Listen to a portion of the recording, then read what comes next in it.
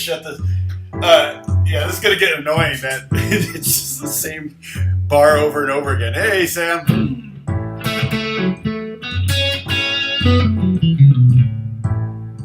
There's our root right there. Hey, I'm playing an A7.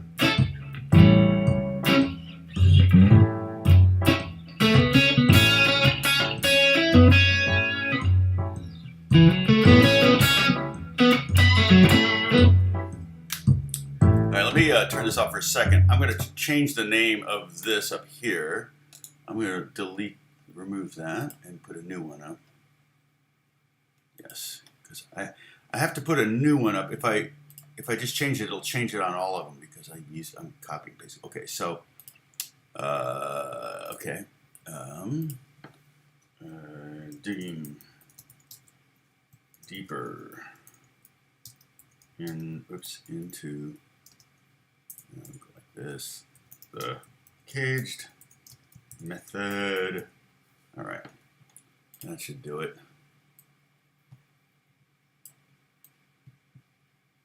I was gonna say, I almost said I could teach a class on OBS, and I'm like, yeah, no, I could. I'm like doing the bare bones. So. What's going on, everybody? Hey, Lena. Hey, Leo. Good to see you. Gary, good to see you. Jack. Bob Schumann, thank you so much for showing up.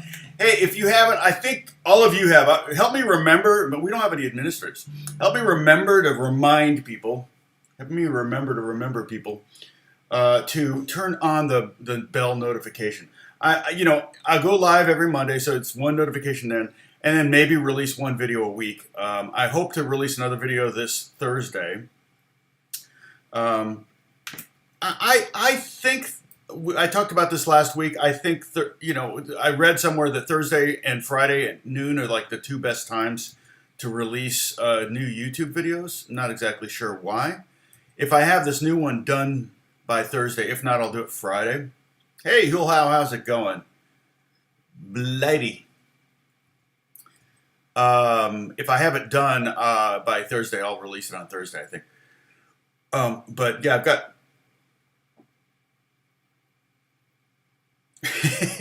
Oh, I've never seen that advertisement with the corgi and the woman. That's funny. So I have. Let's see. So I did the video. Let me just see how it's doing. It did pretty well at first, and I appreciate all of you giving it a thumbs up and liking it. And it's just how do you catch lightning in a bottle twice? That's what I want to know. The interesting thing is that my view count is up a little bit. Yeah. It's up a little bit, and it's again still 33% of it's 7 tips for older beginners. When I look at, for a while there, my new video was trending number 2 and 3 on my YouTube, but now it's not. I don't see it in the top 10. It's like 12th or 13th now. So in the last 48 hours, I've got 97 views. That's not awful. One in the last 60 minutes. It's amazing how much analytics I have. But 2,200 views of 7 tips in the last 24 hours. And that's an old video. It's really amazing, isn't it? It's crazy. But I'd love to be able, and I get it that 7 tips for older beginners is a very different video than is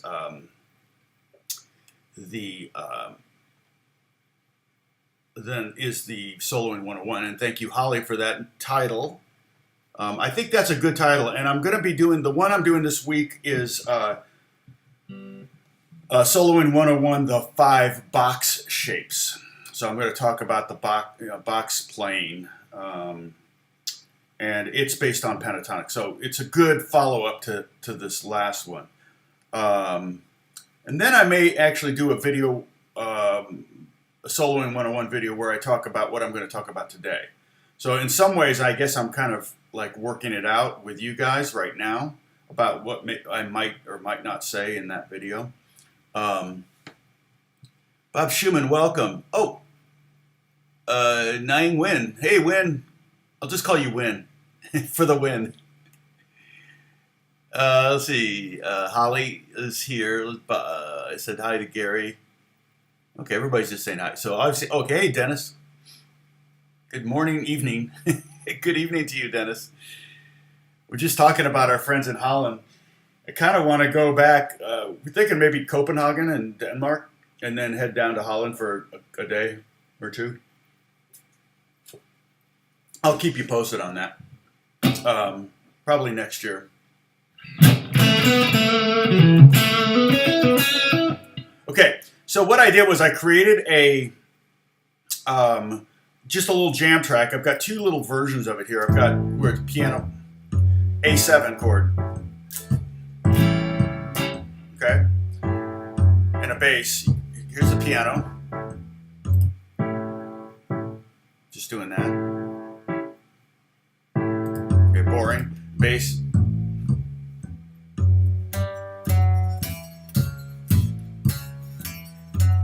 And what that is root, third, fifth, sixth, seventh, sixth, fifth. Just backwards. Okay, I also have, if I wanted, I could do this. Got the pad. So if I don't want to listen to those, not that this is any better, but if I want to play over that.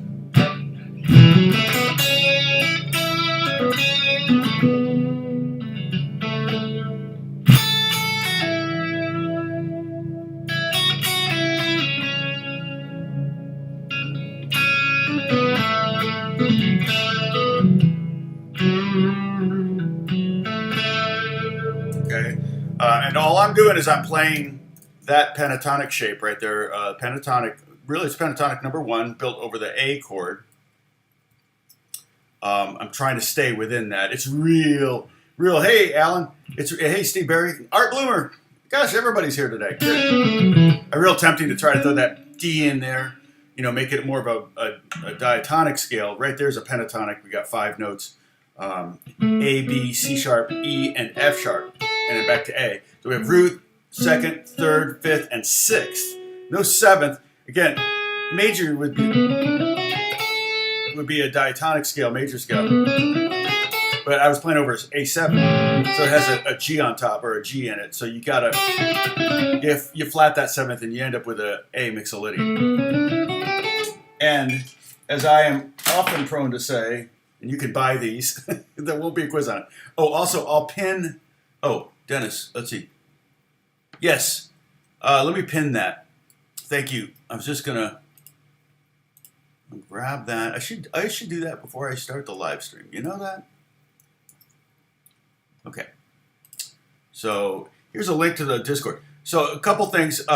If you're new, join the Discord where you can hang out with all these fine people here. The other thing is, like I said, turn on your notifications for my channel. Just the bell for my channel. I promise not to bug you. I will do live stream on Monday generally. Maybe surprise. We need to do. Well, we should do another. Holly, we should do another gathering on Zoom, right? Or whatever. Was it Zoom we used last time? I think it was Zoom. We should. Oh, hey, Bruce. Good. I'm glad you're there. I was a little worried. I was like, "Where's Bruce?" I can't believe you guys take 2 hours out of your week to hang out with me. I really can't believe it. Yes. Well, Leo. Yeah. Let me. No. Don't forget about the B. Oh, you mean the bass line? Yeah, that's what the bass line was. Yeah. If you want to play that with me just for fun. And you can move it around. Because remember, even though they're all in, technically, if you play A7, D7, E7 for blues and A, all 3 of those chords are in different keys. They're all the 5 of something. Because there's only one dominant 7th chord in any major key. So this is the 5 chord in the key of D. This is the 5 chord in the key of C. This is the 5 chord in the key of A. The only one that's actually an A is the E chord, which you're on the least. But that's what blues is about, tension and creating this as. That's what we're going to talk about. And you're going to see some of this. Right now we're starting out with playing over the A7, where I was playing the very, very inside, the most inside scale you could play over that would be that major pentatonic. There are no clashing notes. There's not even the 7th. We got the 6th instead. So hey, Gary Book. Oh no, yours. So this is the one I was playing. But let me show you that bass line just for fun, okay? Put your second finger on the A note on the bottom string, okay, 5th fret, and then go to C sharp on the 4th fret of the B, the next string, the A string. Then pinky on the 7th fret. There's your 5th. So we have a triad. If you went to church at all as a kid, holy, holy, holy. And actually, we're gonna go, Lord God Almighty. Then we're gonna stop there. We're gonna go to we're going to the 6th on the which is the F sharp on the 4th fret of the 4th string, and then we're gonna go to the 5th fret of the 4th string and play the 7th, the flat 7th, which is G natural, and then back down again. Monday's dinner with Tom Day. There you go. There's a whole family there. So that's, and you can just move it around to the 4 chord. So if you're playing bass, I've got an upright sample just from Logic. It's just the Logic. You can hear that. Yeah. Now it's a little on the annoying side because I'm not going to the 4 chord. I'm not going to the 5 chord. I'm just staying on the 1 chord. So it's going to be kind of the water torture thing, where the Chinese water torture, where it hits you in the middle of the head. Thanks, Bruce. And then I have 700 lessons. Yeah, at least, huh? Crazy. I mean, if you include all the live stream, yeah, definitely 700. Okay, so but what I was playing over that, I was keeping it pretty simple. I was playing the pentatonic that I wrote here, and you can see this is an A chord, right? G, G sharp, A.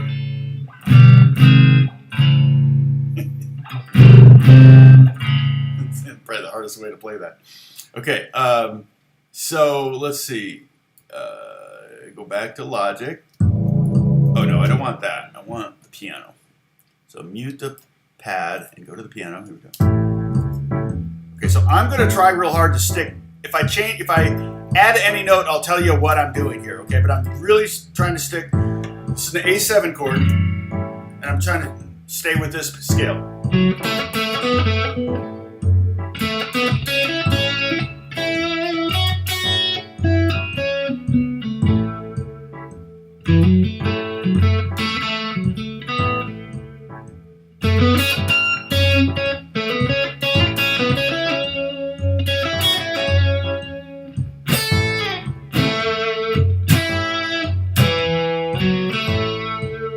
And you can do some stuff with it, but it comes out sounding a little bit happy. Yeah, it's happy. It's not bluesy per se, right? And we're gonna make it bluesy.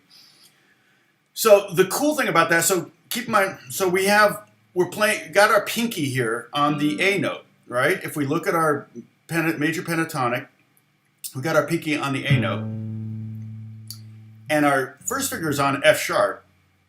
So technically this is F sharp minor pentatonic. So this is A major pentatonic,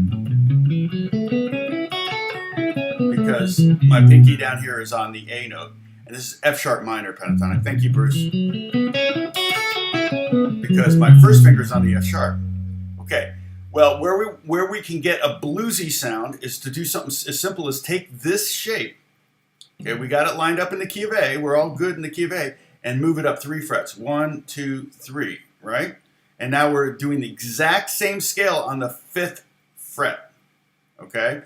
So I notice I didn't put fret numbers there. So technically now we're playing a C major pentatonic, right? But I don't want you to think of it as C major pentatonic. I want you to think of it as A minor pentatonic. All right? So I can create a little text thing here.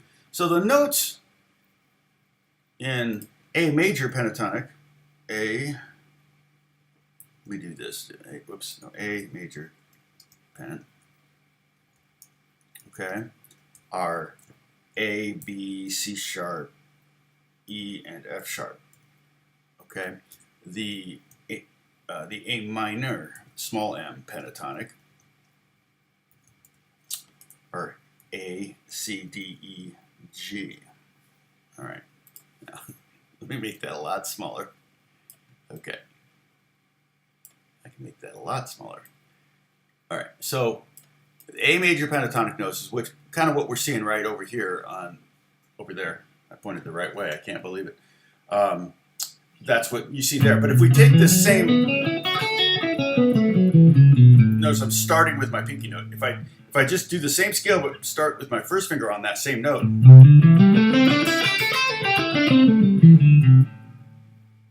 yes, that's what we're going to get to, John. You're getting ahead of me here.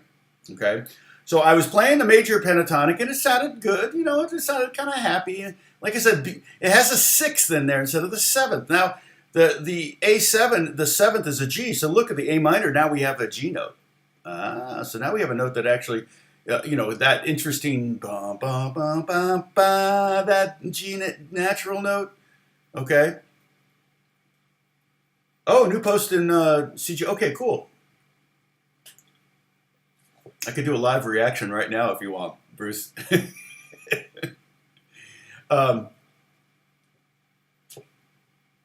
Maybe in a little bit. I'll check it out. Yeah, major pentatonic sound very good. It has kind of an Allman Brothers sound. It's happier. It's definitely more almost country, maybe it's kind of somewhat jazzy. You know, maybe pop or rock or something. You know, and then you get to the minor, it's more blues and then blues jazz. You know, there's blues jazz, there's bluegrass. We did major with bluegrass, but we did minor over bluegrass. Remember that? So we did both. So if you just take this shape and move it up, okay, and you go back and forth between those two, the major pentatonic and the minor pentatonic over the same chord. In this case, I just have an A7 looping. Now, what we're going to do though is we're going to learn. We're going to instead of moving, we're going to learn a shape that's here for the major and a shape that's here for the minor. So that's kind of one of the things you want to be able to do is to be able to see the two shapes on top, kind of overlaying each other. And I created a graphic, and I'm going to import it here in a minute. But I want to talk about this first. So this is true of any pentatonic that we've done. Okay, so we worked on all these. Okay, so see this major pentatonic, it's based on the E form. See, that's the one we're going to do. We're going to overlay it. So the A, let me just put the jam on. Come on, Windows. What am I doing? Here and then here. There we go. So,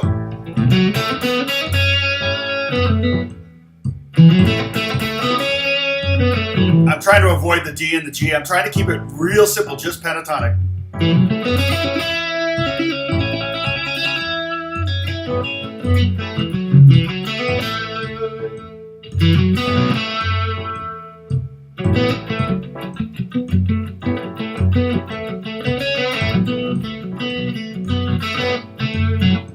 Now I'm going to go up to pentatonic number 2, which is the shape right next to it. Same exact notes, just totally different shape, but it's all right here for me now.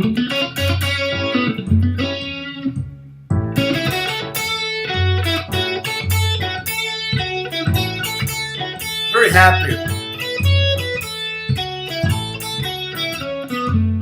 I'm avoiding all those blues tones, okay?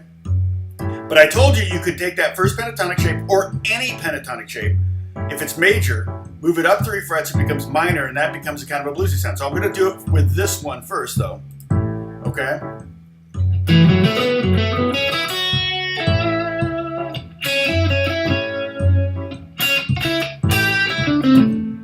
See that? Almost sounds better, doesn't it? Even though it's more out of the key. Trying not.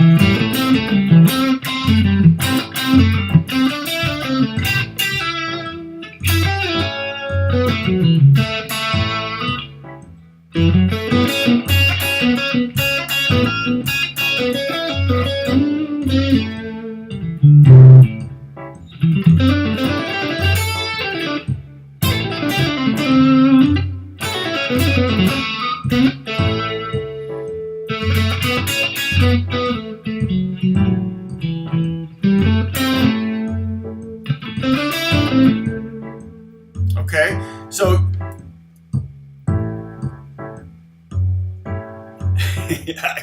I could bounce this and put an MP3. Maybe put an MP3 up in Discord. I'm not sure if I can do that. I could, if you really want to just practice over this jam, I could bounce a really like a 10-minute version of it and drop it in my Dropbox and put a link in Discord. If anybody interested in something like that, to have something to jam with, super simple like that, where you don't have to think about it. See, because here's what's happening. If say I wanted to just use major pentatonics, okay? Say I just wanted to use major pentatonics just to keep it simple, but the chord progression is now going to go 1 to 4, so it's going to go, A to D, and I can make that happen easy enough by going back to Logic, copy paste that. Here's all my, go here. I got all these, and I'm just going to go. There it is. Now it goes to D. See that? All I did was stretch. So if I wanted to play over, change and just use major, I could move my hand up 7 frets or whatever, 5 frets. But really, it's better to find the D major pentatonic right where I am.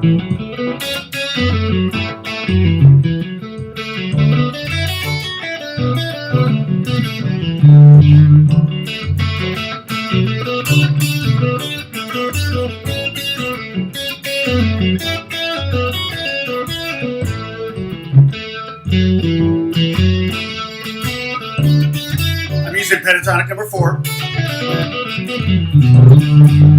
So again, I don't want to confuse you too much because I'm already going to bring in 2 elements in, and what I'm going to do is I'm going to show you. We're going to do pentatonic number 2 with major, and I'm going to superimpose on it pentatonic number 1 in minor. So you can see how they interact with each other, where there's commonality and where there's not. And you'll also be able to see, and I could stop talking about it and just do it, right? But I did this morning for y'alls.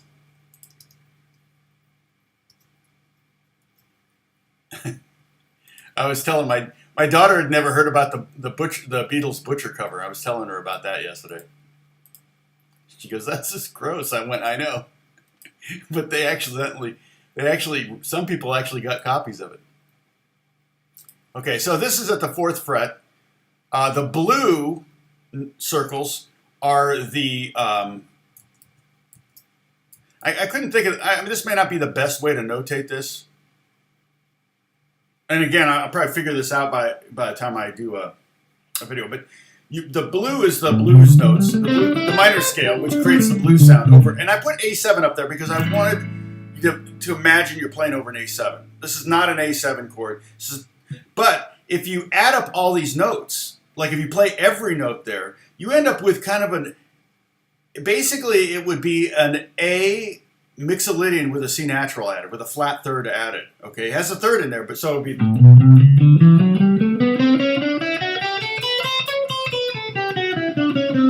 All those notes are up there.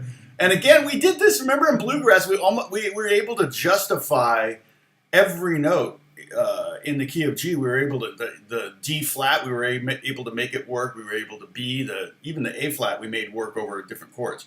So, hey, Gary Schultz, what? You didn't get your video made. Oh, too much drywall, Packers and Badgers. Well, Packers won big, I think, right? Yeah, boy, that first game, the first Packers game was, what the heck? That was like, I don't know what was going on there. Was it the whole team just saying, hey, Aaron, get on board? Maybe. Okay. All right, so this might be a tad on the confusing side, but what I did was, in fact, let me see if I can find that scale shape here. Hold on a second. I'm going to have to go like this mode here. Okay, so this is.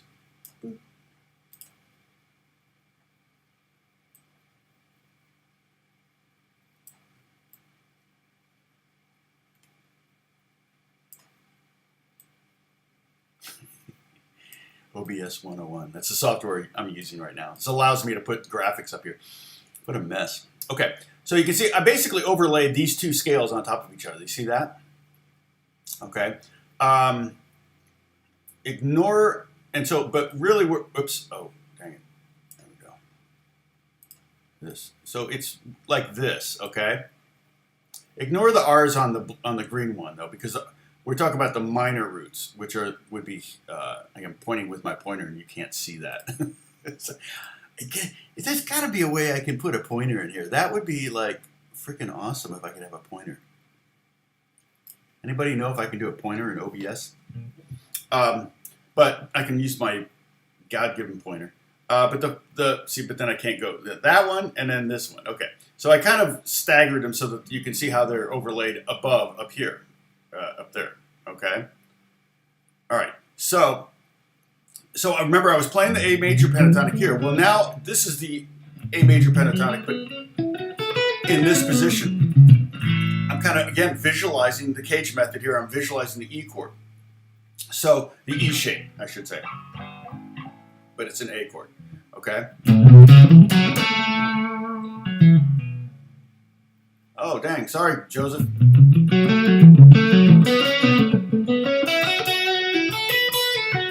Yeah, shoulder injuries are brutal, especially if you have to get rotator cuff surgery. My mom had that. She slipped on a marble floor she was in like the Caribbean somewhere, and it was at a hotel, and the bathroom had marble floor, and she slipped on it and landed on her side like this and tore her landed on her shoulder and tore her rotator cuff. I'm so it's like, I swear, if I ever fall, because I run every day, and I really, and I'm getting up there, and I know that, bones get brittler. I need to do more weightlifting. That's supposed to be really good for your bones. But I really try to run heel toe, not dragging my toe at all, because that's how you're going to trip and fall. And I run in the street, not on the sidewalks, because it's much safer, believe it or not. And the streets I run in are pretty much nobody. Oh, you're not able to play guitar? Yeah, it would be hard to. And I'm like, well, I've never, I have fallen since I was a kid. I've fallen many times, and I've always avoided landing on my hands, because somehow in that split second I'm falling, I'm like, nope, I'm a guitar player, so I'll land like curl or roll or something like that. But the older I get now, the more paranoid about falling and rolling on my shoulder. And so I just decided I'm going to face plant no matter what. Its face is going to get sacrificed. I can get dental work, I can get new glasses.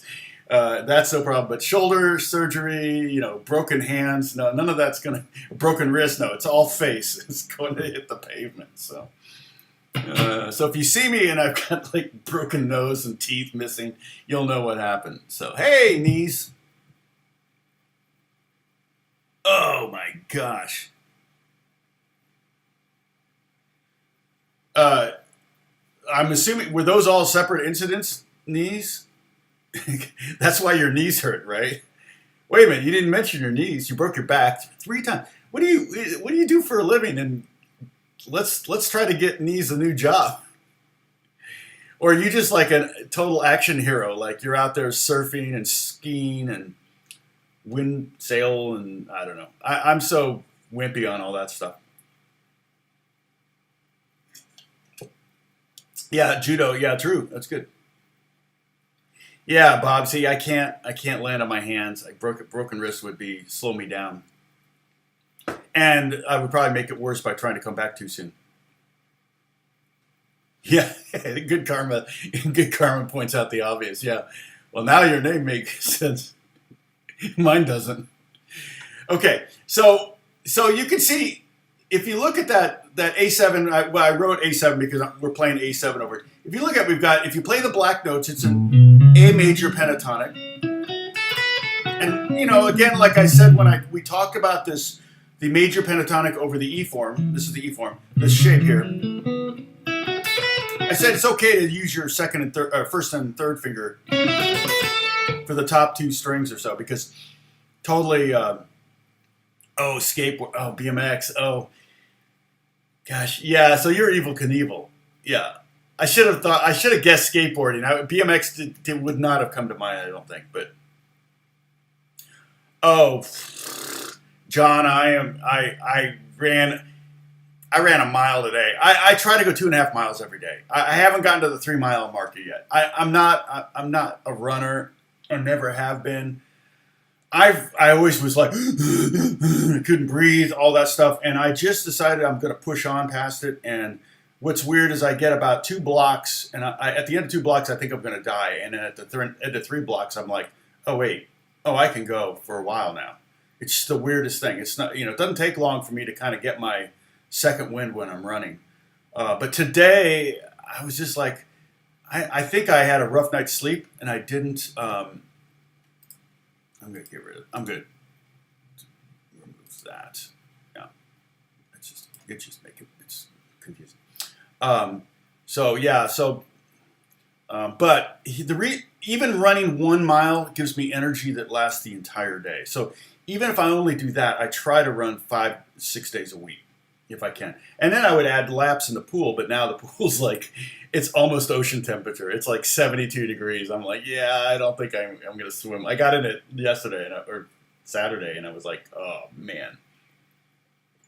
Jan's here? Hey, Jan. Good morning. Okay, so again, major pentatonic if you play the black notes, the black dots, okay? And then minor pentatonic, starting on A, if you play the... Now, one of my favorite guitar players of all time is George Benson, and he's master at going back and forth between the two major and minor sounds, okay? With, I don't know if you remember Breezin', that,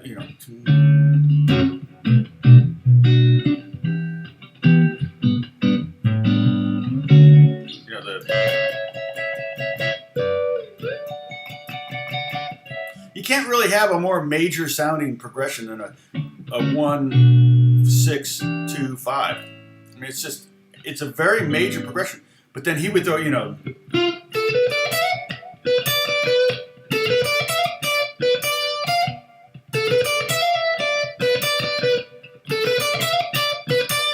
so it's like, we're in the key of D. He's playing those top. If you look at the yellow right here, right there, this one here, he's playing that up at the 10th fret. So I mean, if you start on this 10th fret, your first finger will get the 9th fret. But he's doing. So it's very major sounding here, but then he slides up to that F natural over the.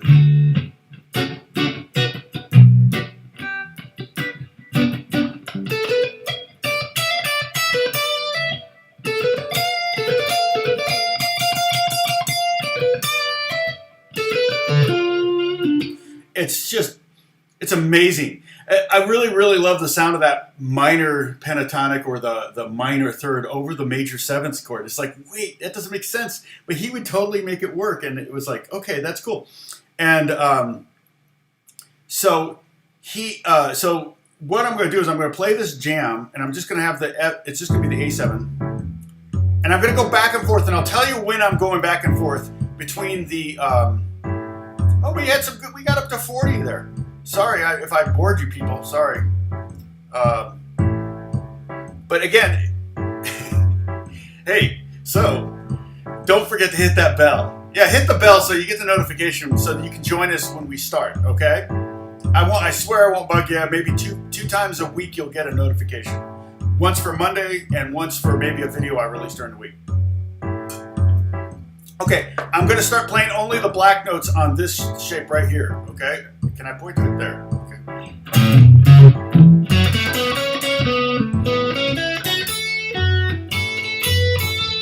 Very happy, right?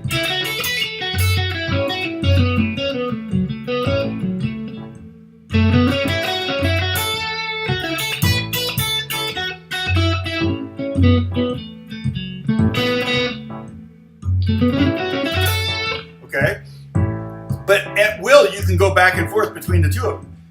Or combine them, because what I've done is created ultimately a hybrid scale that you could call an A mixolydian flat 9 or sharp 9 or something, you know. But basically, here's the minor version. So I'm only going to play the blue notes now, the blue circles, okay?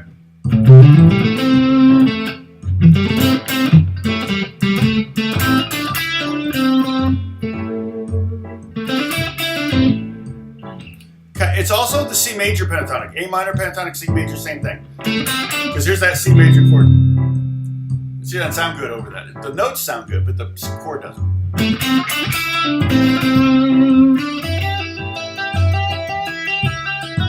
Now I'm going to the major, minor, pentatonic, major pen.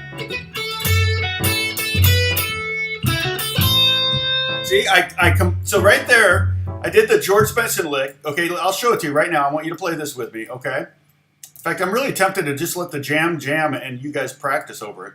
Dang it. I can't get my windows in order. Okay, there we go. So play this, go 5th fret, 2nd string with the 1st finger. Then there's our 6th. It's a 7th fret, but that's the 6th of the A chord. And then there's the root. There's our A note, right? And that's a very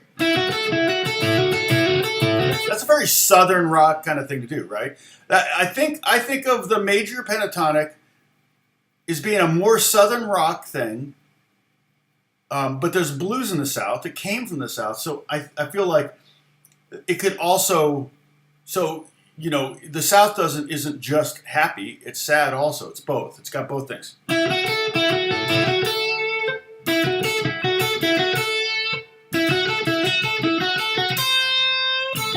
Oh, Sadie, we'll take care. I hope you're. So now go 5th fret, 7th fret, 5th fret, 8th fret, and if you want, you can slide that. You can slide that up to the because that would be. It's not in this chart, but that would be the next note in the major pentatonic. So if I were to play this scale, the black notes, that's the next note right there. So you can go.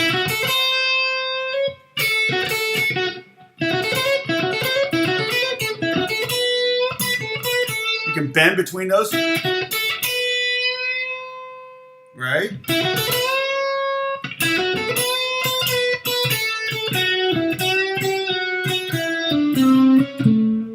That's a cool lick right there. I did. So I went, I took the 7th fret and I bent up to the 8th fret, hit it again, hit the 7th again twice, and go to 5. Or you can get the bend down sound. Okay, and then go 5, 7. Do the same thing on the 2nd string.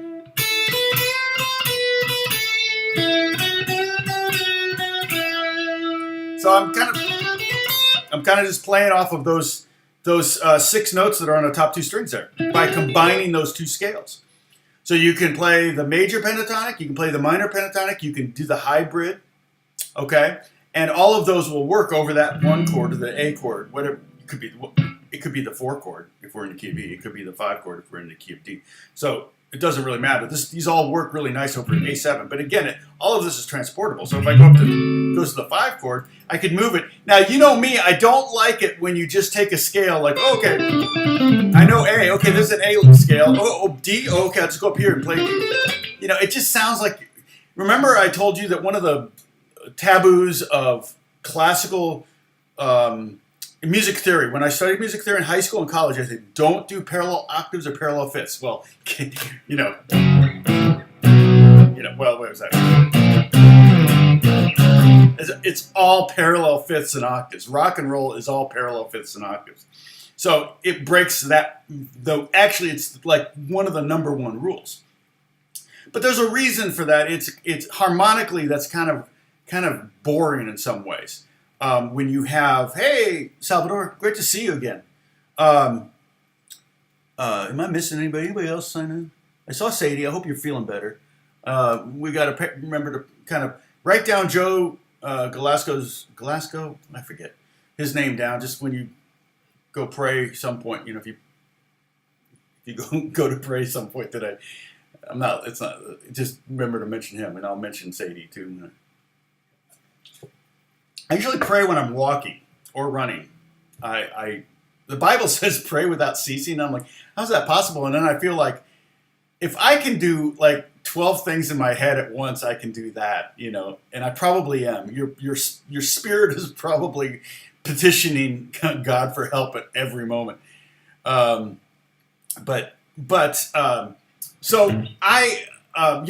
the thing we don't want to do, and here I'm going to add the 5 or the 4 chord now. So now the jam is going to go A to D.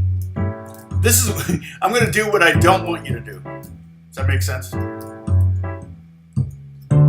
There's the 4.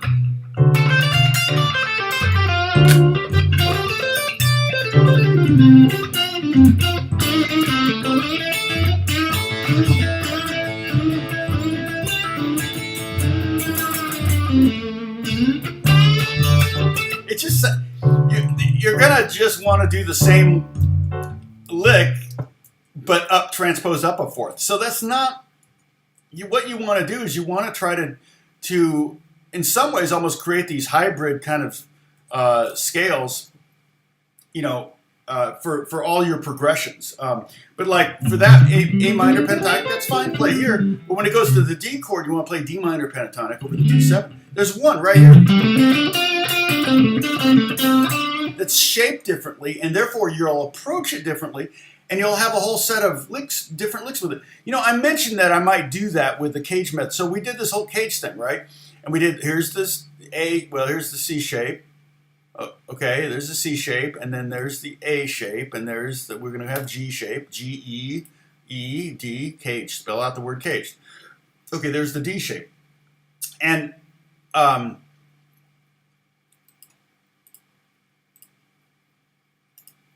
I mentioned that, at some point that there's licks that kind of go, that was my video. There are licks that kind of go with those shapes. Like, when I'm playing over the A, and I'm using pentatonic number 1 here, I've got a lot of things that they're, just back pocket licks.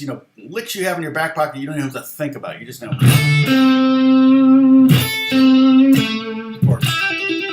Right? But if I go to the next pentatonic shape, now I've got a whole other set of licks that kind of, I've got, the Stevie Ray Vaughan's favorite lick is right there. Now I could do that lick. I could do it here, but it doesn't have the same meat. And see, now you got that that blues note there. If I go up to the next scale, so if I go up to the pentatonic number 3,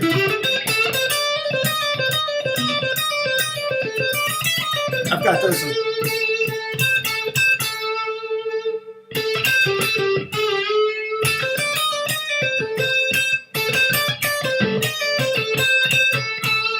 Okay, I got those licks. And I go to pentatonic number 4.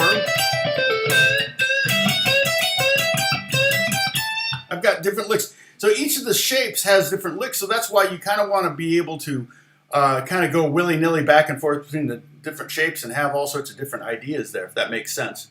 Hey, Catherine. So if now I've added, okay, so I'm going to go back now. I'm going to get rid of that 4 chord. So we just have A.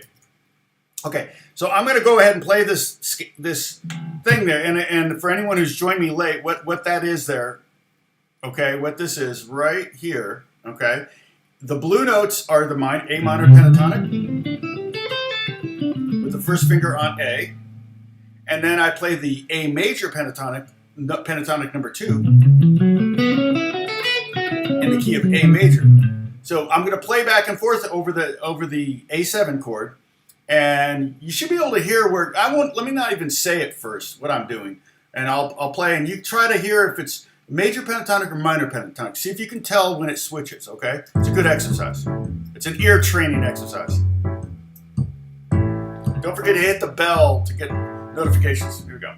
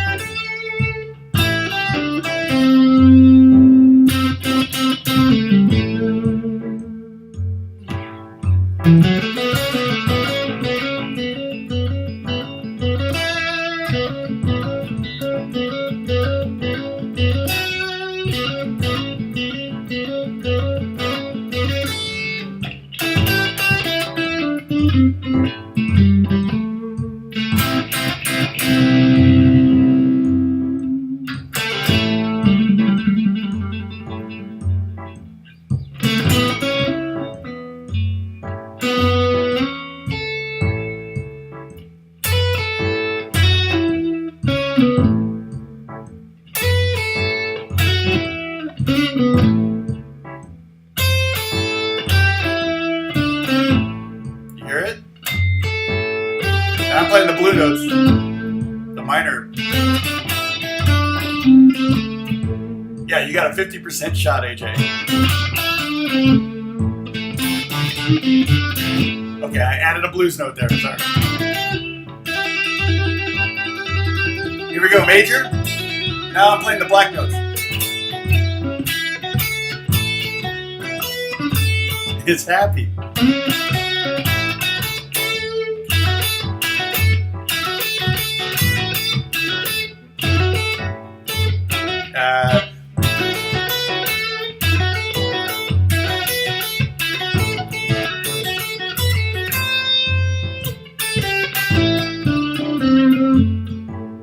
Okay, then now I obviously went to the blue notes.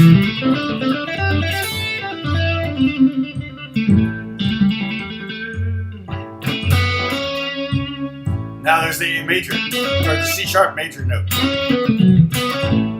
Okay, so I'm playing the black notes. Now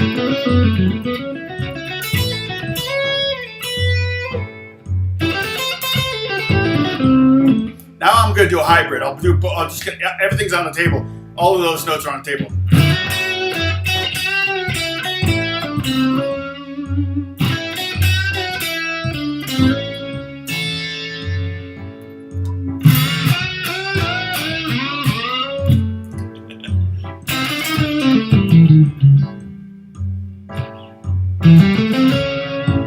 And now this is where I'm more comfortable. It's like when I'm playing just the major pentatonic, I really have to make sure that I don't stray from that, because it's not natural to just sit in the one shape. Okay? And when I play the minor, same thing. Even though it's like the blues, I still want to hit that blues note, or I want to hit the sixth, or I want to hit the ninth, or, there's all those notes want to come in there. Hey, Derek, what's going on?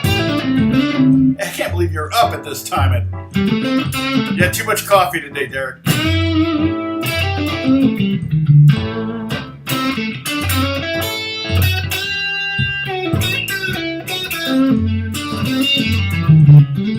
But it's also like,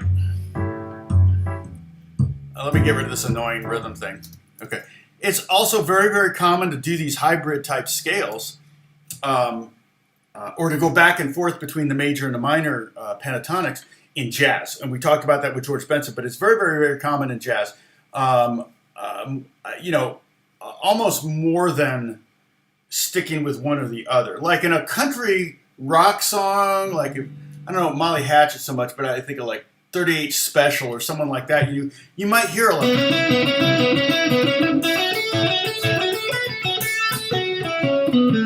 You would hear a lot of major pentatonic kind of stuff. And then if you go to Chicago and you go to a blues club, you might hear. You'll hear a lot of minor pentatonics over the chord. But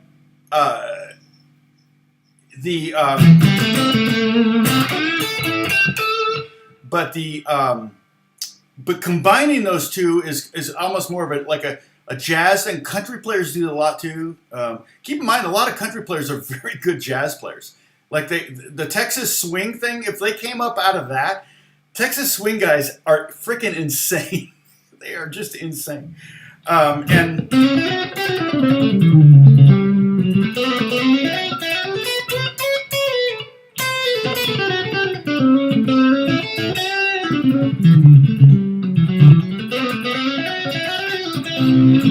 I mean, it's just I like having the more and more notes available to me. I like, you know, it's like if you're just playing the A major, you know, you essentially have a 5-note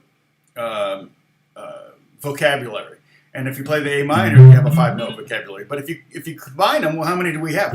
We have 8, I think, because we have 1, 2, 3, 4, 5, 6, 7, 8. Yeah, one more than a diatonic scale. So combined, these, if like look at it says A minor or A major pentatonic here. If I how do I edit this? Edit.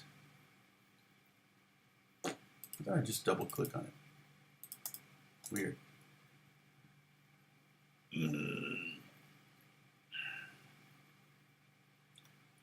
Why am I? That's weird. I don't know why I can't. It's not. Oh, I do it down here. That's what it is. Yeah, okay.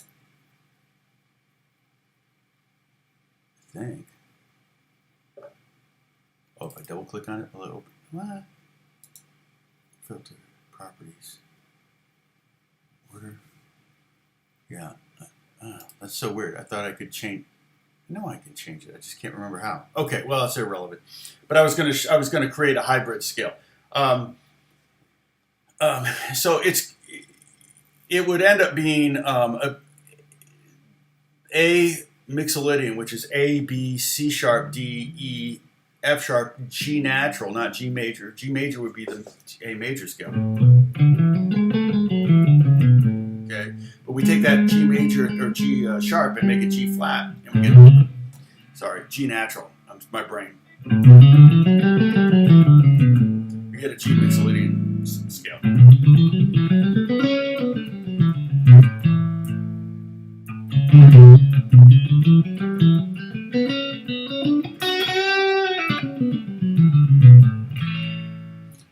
And that's mixolydian. Well, the only difference between this scale and an A mixolydian is that it has that C note available. And that it's cool because it's like you can learn a mixolydian scale and then just add that flat third and you get this. You got this opportunity where you can,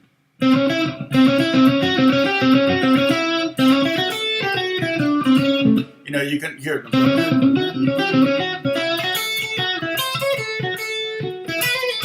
kind of Texas swing or something like that. You know, it kind of gets into that.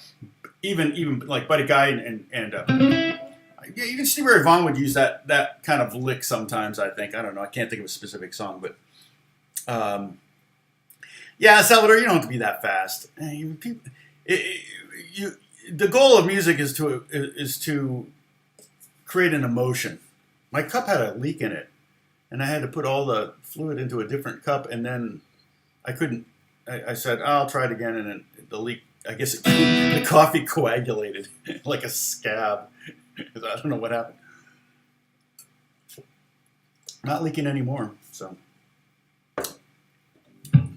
But I can taste the cup more now than I couldn't normally taste the cup. But I poured the coffee out to save it, and then I realized I didn't like drinking it out of a cup. I like having the lid. Now we add mixolydian to the hybrid mix. Yeah, but if you added mixolydian to this, you wouldn't add any notes to it, because this scale, this hybrid of the A minor and the A major superimposed on each other, actually has everything in the A mixolydian plus one note. So A mixolydian would actually be a pullback from this. This is an 8-note scale now. We took 2 5-note scales. You didn't end up with 10 notes because there's commonality. They both have A's and they both have E's. So you have that redundancy in there, but because you can see, like over here on the sheet right there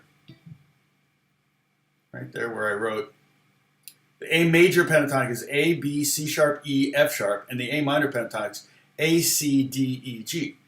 Here's the A major. Here's the A minor. So all I'm doing is I'm playing the bottom 3 strings of. Keep trying to point at the screen. The bottom 3 strings of these 2 scales here. All right, that's what I just played just now. But when you add these all notes together, you end up with this scale up there.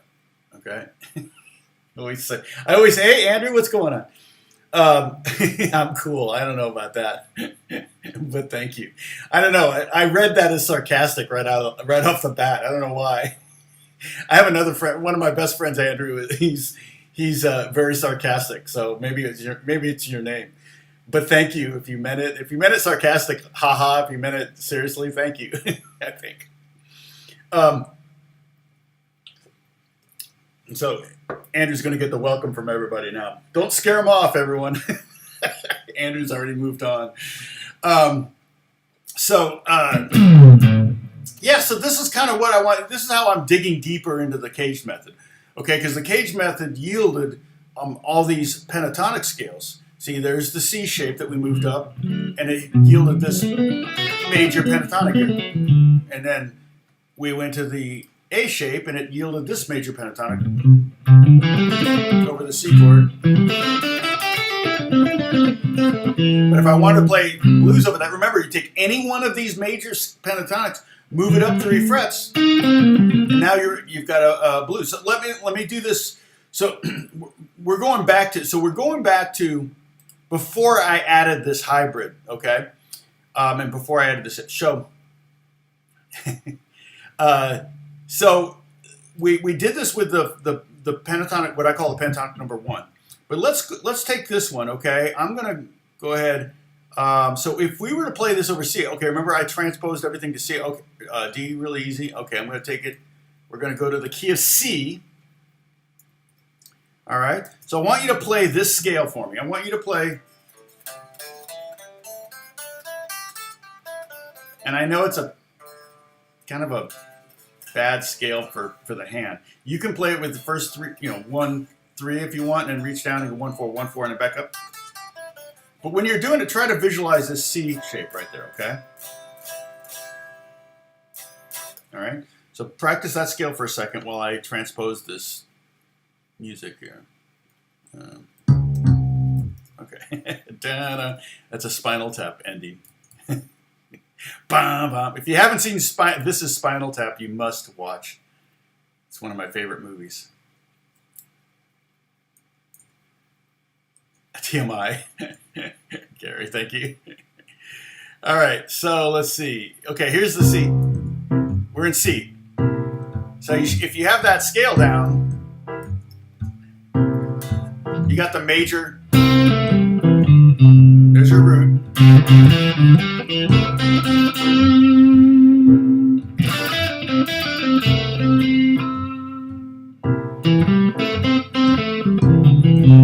Very happy sounding.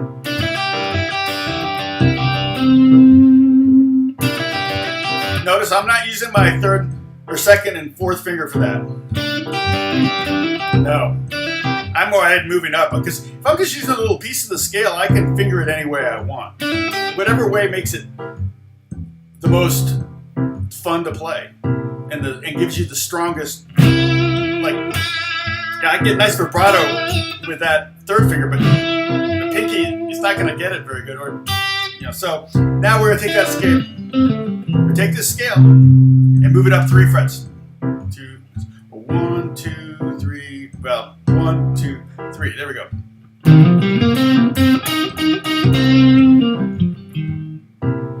Here's our root down here now, by the way. There's the C. Our root here was on the 2nd finger on the 5th string, but now we're at the pinky on the 6th string.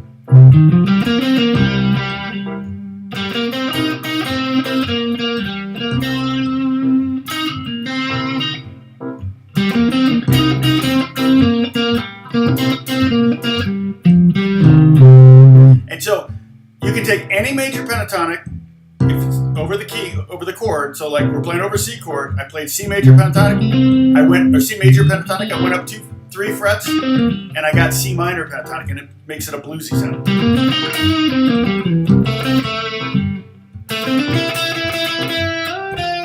And I can go back and forth at will if I want to.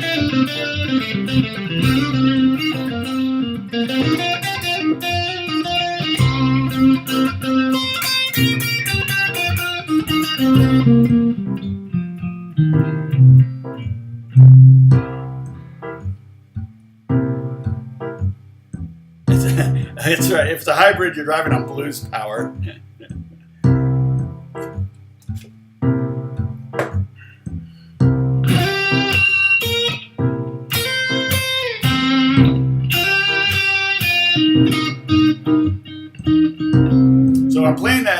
major pentatonic scale right here, but I'm playing it at the 5th fret, so because it was at the 2nd fret.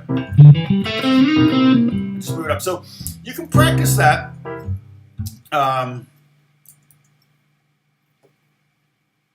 Let's see. Oh, what am I using on my guitar right now? Little delay. It's just Amplitude, which is a plugin by, who makes Amplitude? I forget. Should say on here somewhere, right? Yeah, so I'm going through kind of a Marshall stack. I mean, it's just kind of a default setting, I think. I just opened it up and it was like that. Going through a Marshall cabinet, one microphone. I have a little bit of delay. There's another cabinet. Weird. I'm going through 2 cabinets, I guess. Let's see if there's any pedals. No pedals. So yeah, it's just a computer generated tone. I mean, it's great. It's good.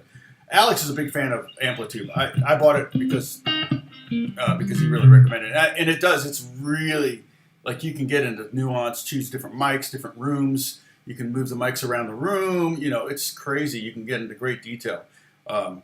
You wouldn't. I don't think you would notice. Hey, what's going on, Doe? I don't think you would notice if I started moving mics around the room if you would hear it through the little iMac speaker or microphone that I'm using here. Once the iMac Pro comes out with, gets re-released with the M1 chip, I'm going to be getting a new iMac. So just waiting for that. Did my Instagram work? I don't know. I do have Instagram, but I don't really do a lot of music stuff on there. I did make it public though, so which was maybe a mistake. I don't know. A lot of followers all of a sudden, but not really doing. Yes, yeah, it's a blues guitar hack. It really is. In fact, the funny thing is about this, I've talked about John Dinwiddie before, but John Dinwiddie's a guitar player in Indianapolis. I think he dated my sister like a couple dates, and I think my sister ended up dating his best friend or something. I don't think it was. I don't remember. They may have just been friends. I can't remember. But my older sister, so he was like 5-6 years older than me, and he was like playing in bands, and I think he played with Black Oak, Arkansas, and was toured with them, when they lost their guitar player or something like that. And I remember jamming with him one time, and I said, "Oh, did you ever notice you could take the pentatonic scale, move it up 3 frets?" And it was one of those. For him, it was like this. Mind blowing. He was like, "No, wait, you're right." And he was so mad that I knew that and he didn't know that. He's like, "How did you know that?" And I didn't know that. I remember one time with John, I had moved to I remember jamming with him, and I did this.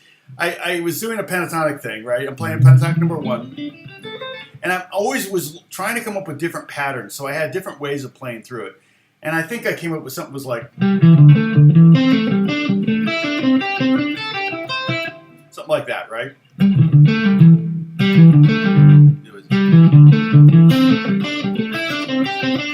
It's not a particularly musical pattern, but I did it. And I remember he said, "Well, that sounds like a robot." He's like kind of making fun of it. And I go, "Well, yeah, I guess it kind of does," or whatever. And then I moved to California. I come home one Christmas or summer or something, and we're hanging out, and I'm playing him some music that I wrote, and I did that lick, something like that, and he went, "Wait, what was that?" And I said, "Oh, that's the robot lick." And he goes, "Oh, it sounds cool." And I said, "Well, yeah, if you use it the right way." So, hey, Frank, major pentatonic scale degrees, exactly, 100%. So A major pentatonic is, oh, sorry, I can go back to that screen. Boom. There it is. A, B, C sharp, D, E. A, B, C sharp, E, F sharp, and an A again, but that's unnecessary. Oh, Jeff, so major pentatonic, there's no 4th or 7th. Oh, sorry, Frank, you were answering the question. Sorry. Thank you, Frank. Yes, Jeff, that's exactly right. In the major. In the minor pentatonic, there's no second and there's no sixth. So you have a root, a flat third, a 4, 5, and then a flat 7. And that's, kind of creates tension. And like I said, even George Benson would use that over a major diatonic chord progression. So, I mean, would I use a G natural over an A major 7? Not if I could help it, but then yet George Benson did it, with Breezen. Right? I mean, it's like, now I can't think about a lick offhand where he actually hits a C natural, but it totally works. Okay, it's all in the setup. I think if I just played D minor pentatonic over a D major 7, I think it would rub really bad. But if you set it up nice and you play,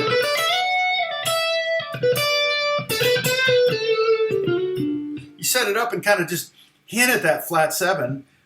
In this case, it would be a C natural rubbing against that C sharp major, right? That pretty C sharp major. Color my world. But if you just kind of hint at it, it's not going to really offend too long, and it'll actually kind of create. Again, music is all about creating emotion and moods, and you're manipulating people. It's all. Gary will tell you this, right, Gary? You want people to cry every time you sing a song, even if it's a happy song. No, just kidding. But you want music with all the elements of dynamics, the lyrics, words, stories, telling stories with your guitar, slides, bends, notes that work, notes that kind of work, notes that don't work. With all of those elements, they're all going to manipulate the emotions of your listener. And for better or for worse sometimes, I mean, you might manipulate them to leave. If you really, I mean, if you're playing every note is wrong, it's like John Cage, I'm sorry, but it's like some of this like contemporary classical music, I just don't think people are, in fact, didn't people like when Stravinsky debuted The Rite of Spring, didn't people throw like tomatoes and stuff, or they burned down the theaters? I mean, it really manipulated people. It did it was like kind of exactly what I think he probably designed it to do. So, Gary, see, I was setting you up, Gary. I knew you were going to say that joke. So, yeah, he doesn't always want them to cry, but they always do. Yeah, I understand completely. Yeah, Robin Ford loves the 6 and 7. Well, and B.B. King, too. So B.B. King would take this pentatonic scale, and that's, you can come up with other scales by just looking at this. In fact,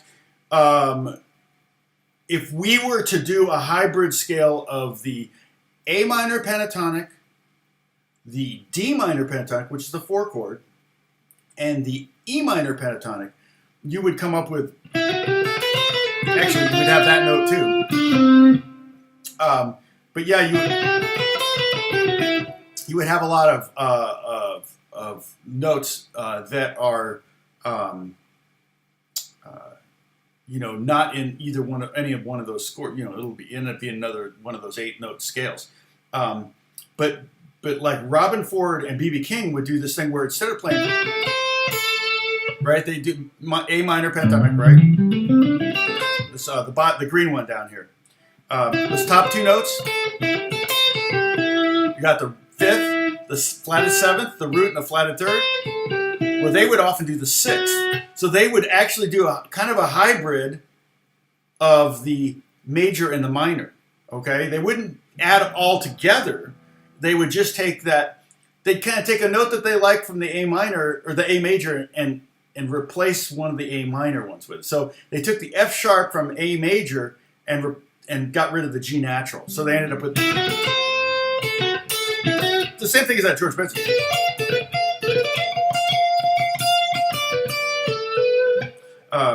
But yeah, B.B. King. It's slightly happier than, and also it is that if you do the basic rock and roll thing, or you do here, that's 5th and a 6th, so it kind of fits in there. Sometimes you go,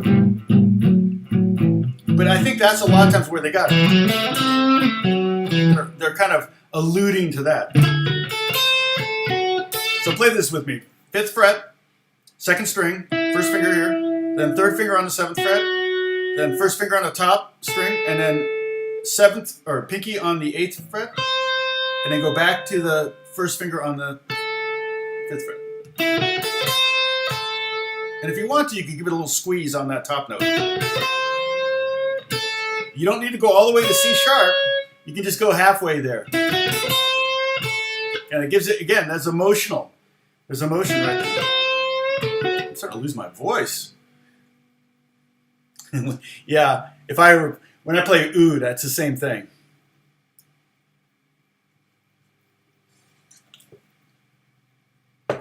Let's see.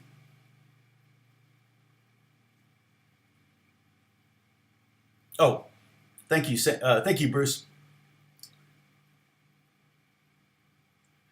Yeah, Sam's getting the welcome now. Oh, first time here, new subscriber. Well, thank you, Sam, for subscribing. I appreciate that. Hit the bell. I won't bug you. I'm every Monday at 9 o'clock my time. I try to log in here if I can. If I have a conflict, I'll push to Tuesday or something. And then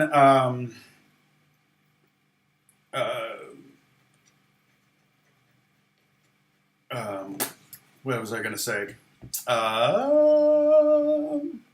Then I will do, I know, sometimes I do a release of a new video. I'm hoping to do a new video. My newest video, the CAGED method, I'm sorry, not CAGED method. I did, let me pull it, put a link here.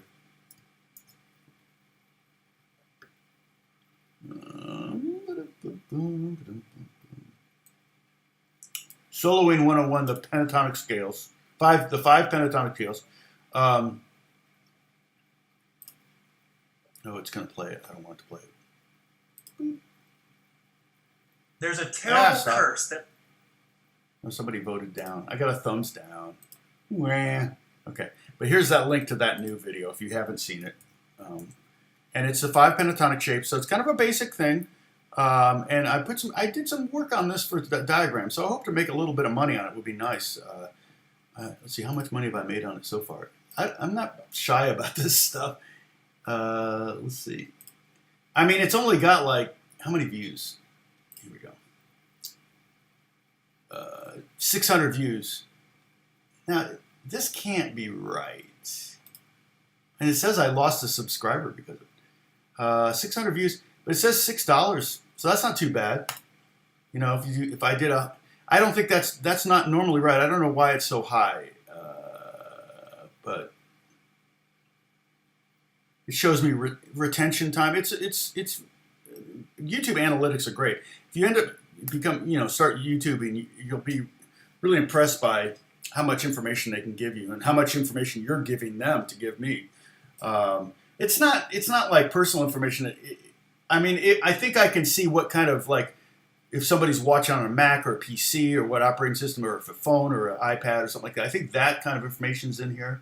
I don't really cater to any of that per se. More is like age range, duration, like when do I lose people? You know, it's like, when do people like, yeah, I'm tired of listening to Tom talk, you know. So, and it's interesting. This video is actually done well for that. It's like the average retention I think is 5 minutes, which is pretty darn long. Normally it's like 2.5 or something.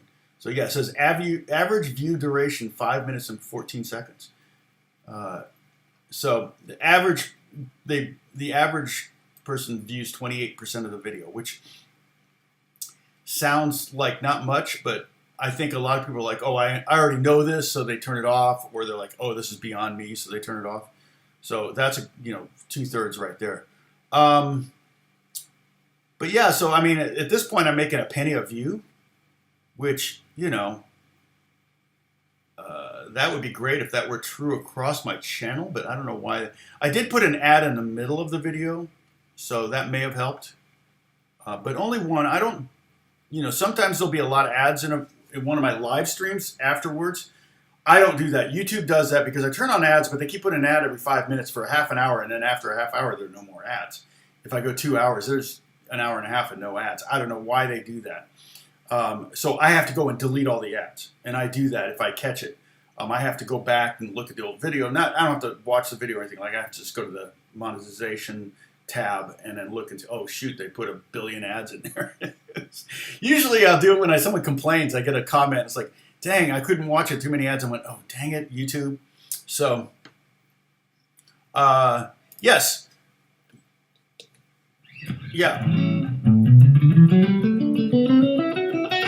this is a great scale, actually. I mean, to play it straight through like that, Catherine, you know, like it written, it's not, you know, like any scale, it's just going to sound like a scale. This might be even considered the bebop scale. I'm trying to think, what's the bebop scale? It may be this one, if I'm not mistaken. But yeah, I mean, if you want to play, you know, mixolydian licks, it's great. But then you get that flat third in there, and then go into the third.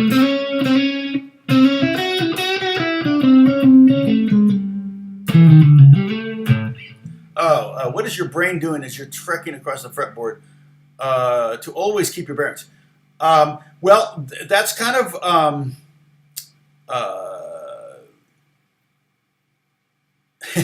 yeah, I don't stress. Thanks, Jeff. I don't stress about the thumbs down.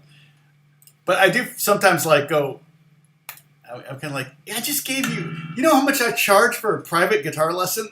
I don't even do them anymore, but it's like, I'm giving you this for free. And you're like, nah, this guy, nah. I don't like his shirt. His hair's a mess. Those glasses make him look like a dork. I hate G&L guitars. You know, it's like whatever. So, Jeff, what am I thinking? Well, to be honest, I am thinking that's why I'm teaching the CAGED method is because it's so ingrained in how I play. I didn't know it was called the CAGED method until like 15 years ago when a student pointed it out. And I'm like, oh, that's just the CAGED method. And I went, CAGED method? What are you talking about? But I had been teaching it for years. But I didn't notice that it spelled the word CAGED. It went C-A-G-E-D, and that's the order that the shapes appear. So I'm thinking, I'm thinking in the CAGED method somewhat. I'm thinking really, most importantly, I'm thinking melodically. What do I want to say? Okay? I'm trying to create, a sentence or a paragraph if I can, if not an entire dissertation. All right? Oh, trying to get my windows here. Here we go. So I'm playing A7.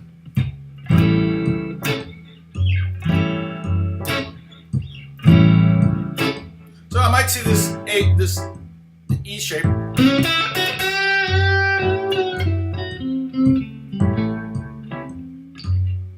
But I want to hear that. I like the tone of this C maybe better than this one.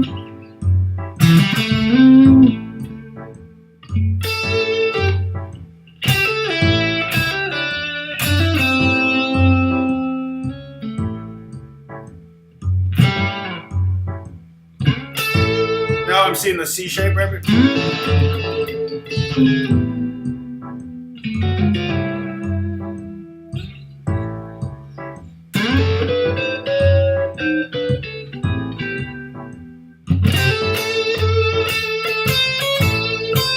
Now I'm seeing the D shape.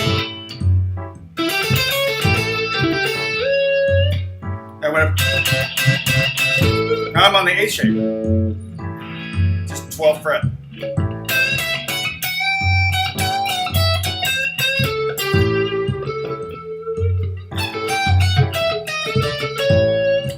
But really, what I want to try to do is make us say something.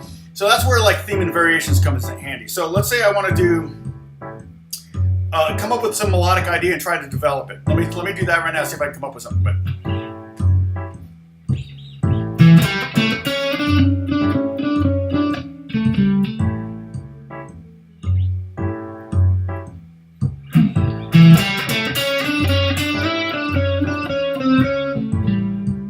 see what I did? I just did a slight variation. Now normally we'd have a chord change, so I would do something maybe. go to the D chord or something and do something similar, but.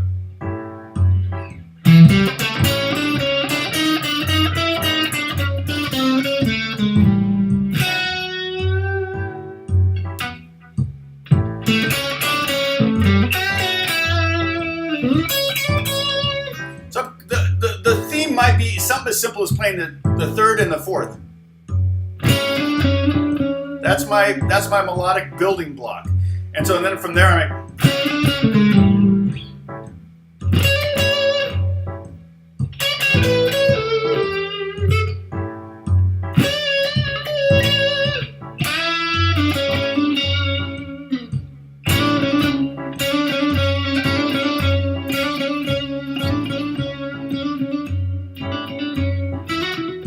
now I'm harmonizing. Now I'm going to play.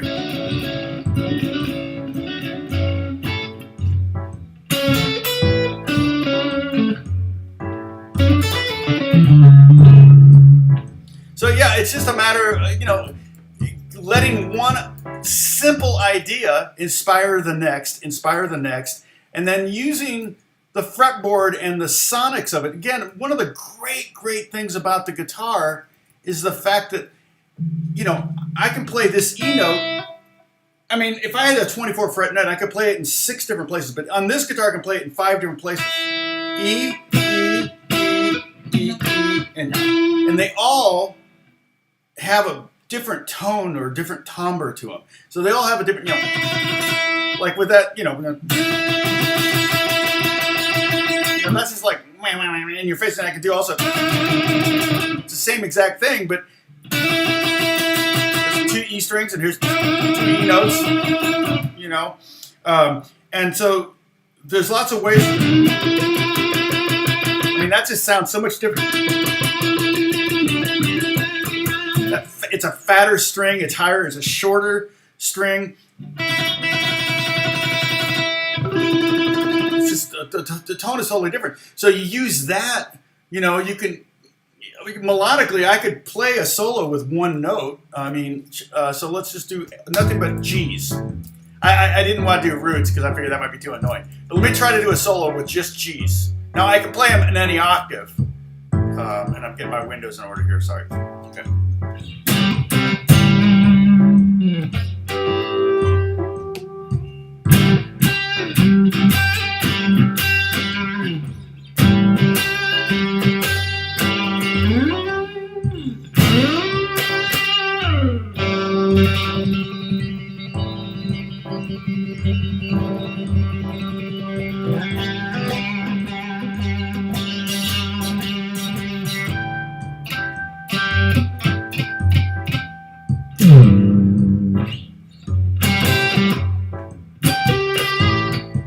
Now it wants to go to A. So let's say I add a note. Now I'm going to add A to it. So I'm going to play G's and A's only.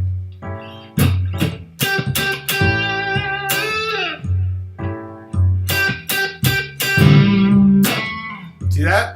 I did a little melodic idea. And a melodic or a theme could be a rhythmic thing. Since I've only got one note, or in this case now 2, but let's say I go back to just having one note. My theme could be a rhythm thing. Right? There's my... Now let's add 2 notes.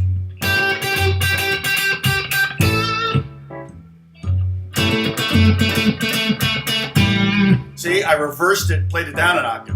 Same rhythm, so that my hook or my theme was a rhythm more than anything.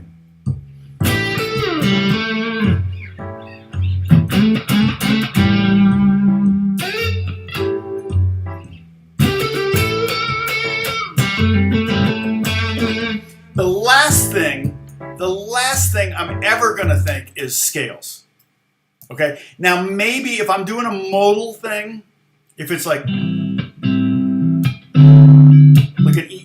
A Dorian kind of thing, maybe I would go, okay, I'm going to play A Dorian, but I'm really just kind of using that as like, it's like you're playing tennis, and you've got boundaries. There's out of bounds and there's inbounds, and you're trying to keep the ball in bounds. So I kind of use like in that case, like A Dorian or modes, as a way to keep my solo, in bounds. But I'm definitely gonna, if I'm playing an A Dorian, so that might be an A minor to a D7 kind of vamp, right? I might hit an E flat, which would be the A minor blues note. So I would get out of that scale. So I wouldn't necessarily think of one scale. Like I want every note to be available to me.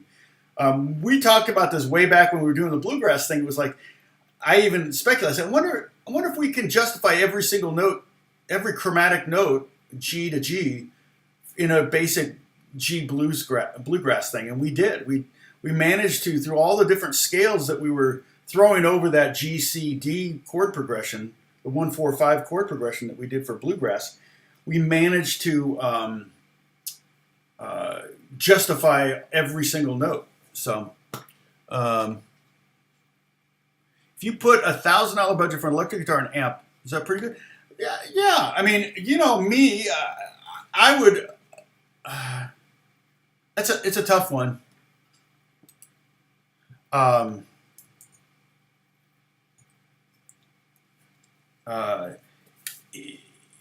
Because I'm fine with $100 Squire.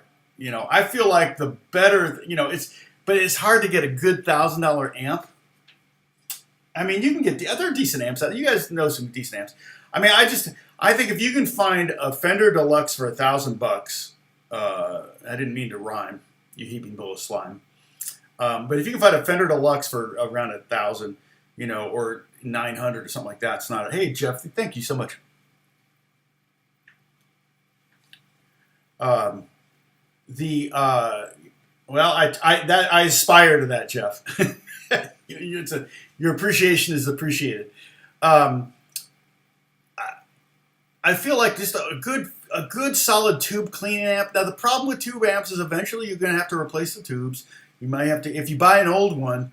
I mean, I think deluxes are more than that, obviously, but you just never. You might be able to find a silver face that's in good working condition for $1,000, and then any electric guitar, like a Squire, will sound.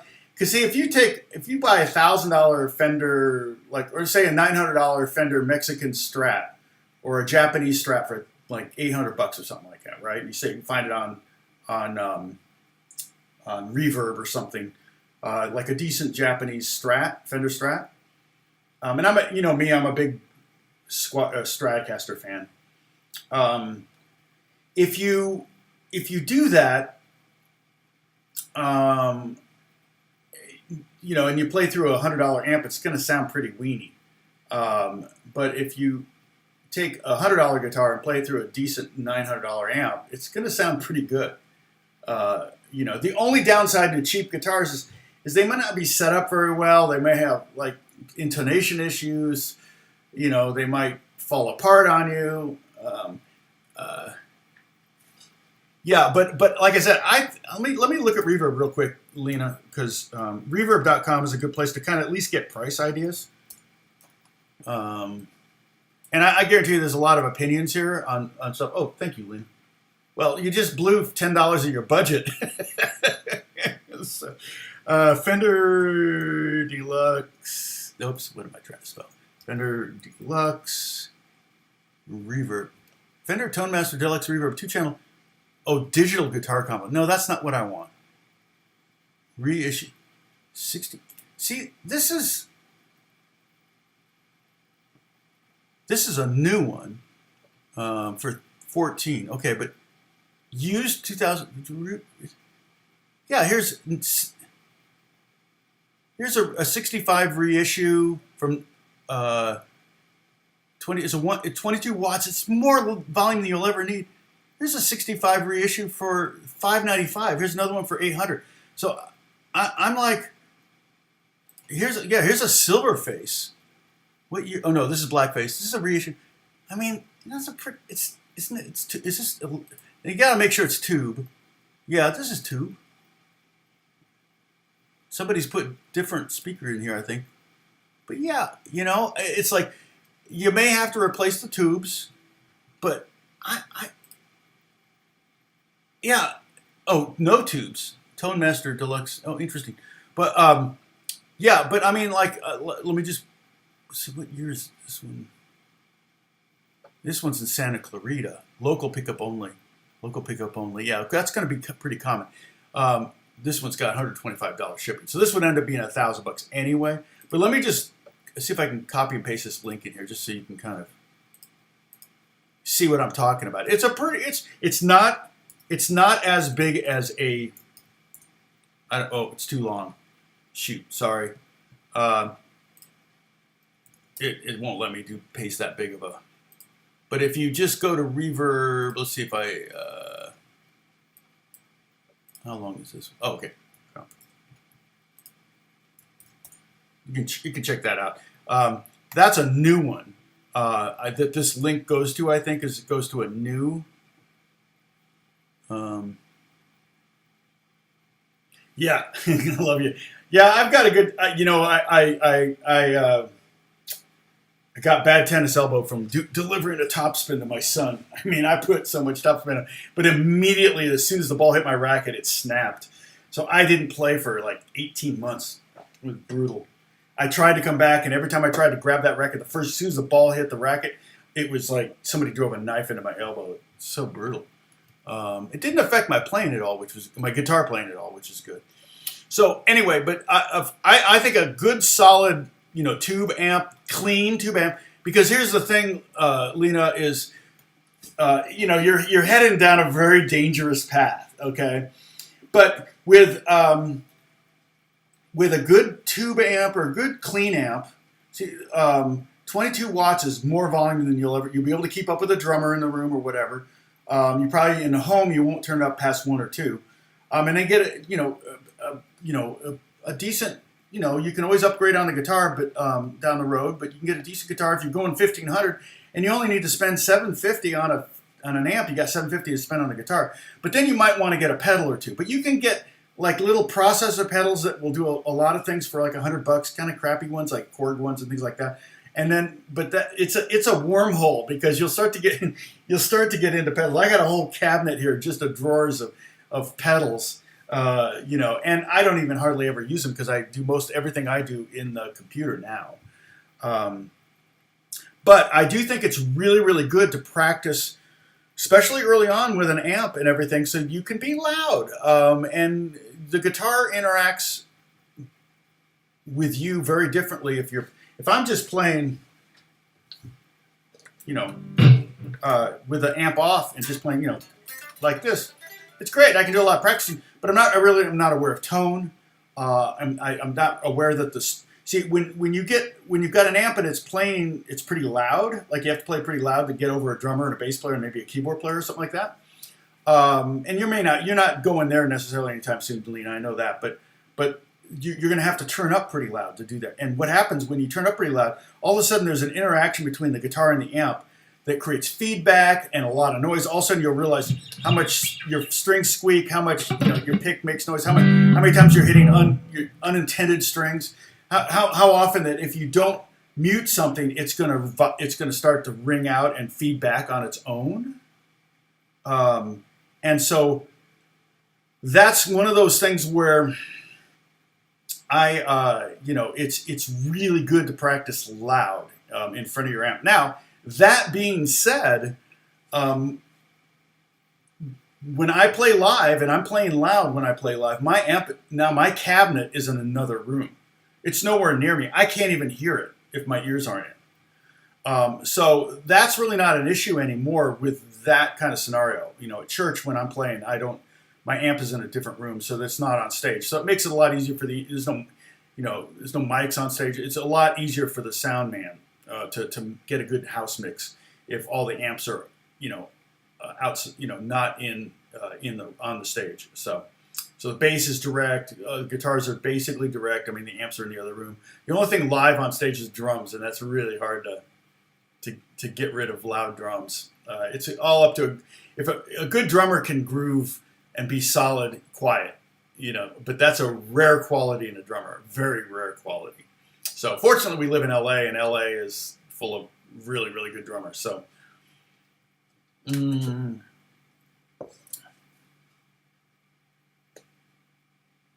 Yeah. When will I hold a garage sale? My wife, when I die. Yeah, my greatest fear in life is that my wife will sell, when I die, my wife will sell my guitars for what I told her I paid for them. No, she knows better. And I never lie about that, so we can't do a blackface anymore. Yeah. Yeah, I'm kind of shocked that they call it a blackface amp. Yeah, exactly. Yeah, the blackface. So the reason I call it blackface is because the control panel was black, and they didn't call it blackface when it was out. And then when CBS bought Fender in '65, I think, or '64, then they redesigned a lot of stuff. And one of the things, they took the Fender amp and they got rid of the blackface and they made it kind of a chromy, silvery face. And so then from then on forward, people referred to pre-CBS amps as blackface, and they're worth more than the silverface. So if you have I don't remember when silverfaces came into play, probably more like 1970, but if you had a 64 or 65 blackface and a 70 silverface, the 70 silverface might be half the price of the blackface, although there may not be that much difference in them. There may not be that much difference, but yeah, Lena, I wish we could go shopping together. I mean, I forget where you are. You're not near LA, are you? I mean, we could go and play a bunch of guitars and go, yeah, this one's great, you know, it fits your hand or whatever. Oh, thank you, John. I didn't even know you were. I guess you were there. Yeah, soloing. If soloing over E7 blues, E7, A7, B7, yeah, same position. Do you play the scale corresponding to each chord or switch from one pent form to the other? Yeah, I use it. I mean, all the above. I could totally go from, you know, E. Where's my footrest?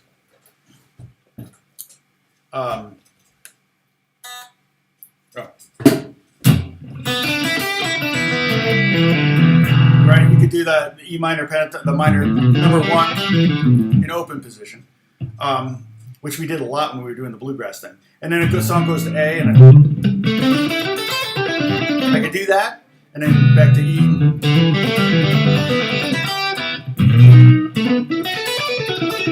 And use pentatonic 1 in all the open position, the 4th, 5th position, and the 7th position. I could do that. The only thing is it's a little obvious. It's going to also result in your melodic ideas and your little hooks and your riffs and your themes are all going to be the same over each chord. You want to have so that's why I really feel like, and again, this is this is the minor pentatonic over the E. That's why I think you should learn the 5 shapes so that you can play. So if I played E, here's E here. It's just like playing rhythm, you know. It's like, you know, I never left the 5th fret to play all 3 of those chords. Same thing with the pentatonic. I got the pentatonic right there. It's not my favorite, but it's pentatonic number 3. Right there for the E7. And I go to A7 and I got pentatonic number 1. And then back to E7. And then I go to the B7 and I got pentatonic number 5, which again. And one thing you could do, John, or all of you, is to maybe, and if you have to, you can just, I mean, when I was a kid, I would just take a cassette deck and hit record and then strum maybe 2 chords back and forth. But, John, I would practice going between the 1 chord and the 4 chord and back and forth and go, okay, try to find a bunch of E pentatonic scales and then in the same position, find the A minor pentatonic scales. I mean, if you want to add complexity to it, you can do what we did here, and you can find the E major and E minor in one position and stay in that position and find the A major and A minor in that position for when you go to the 4 chord, okay? And then woodshed that. Play those 2 changes. You know, maybe, 2 bars of E to 2 bars of A, kind of like I did here with the jam track here where I went from A to D. So kind of the different key, but the same idea. And you create a little jam like that, even if you just have to record it with a guitar to play over it. And then you've got those individual, scales that you can play over each of those. So now you're talking about 4 different scales. Over this A minor, A major over this, and then D major, D minor over this. And all in the same position. And that will yield things that are very unique to those positions. And you won't play the same stupid licks over and over again. That's really the hard part about playing in blues, is that you really tend to do the same 5 licks you always do. And you got to get out of that. And the best way to get out of that is not to like learn 5 more licks and then now you got 10 licks. No, the best thing is to be able to just be able to create an idea, develop it, go further, like you're writing a song in front of everybody. That's what improv should be. So let me just model this a little bit. So here's the A chord, right? Yeah. No, here's the A chord. Here, A major. Okay, and then D major pentatonic. And then D minor. Here's the A minor pentatonic.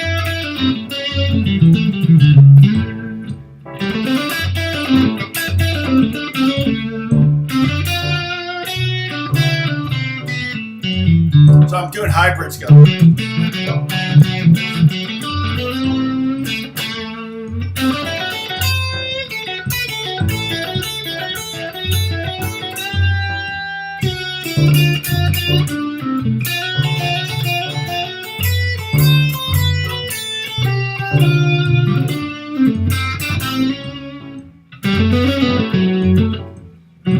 I'll just do the major.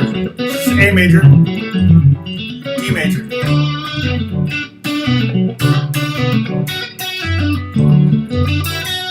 I'm very happy.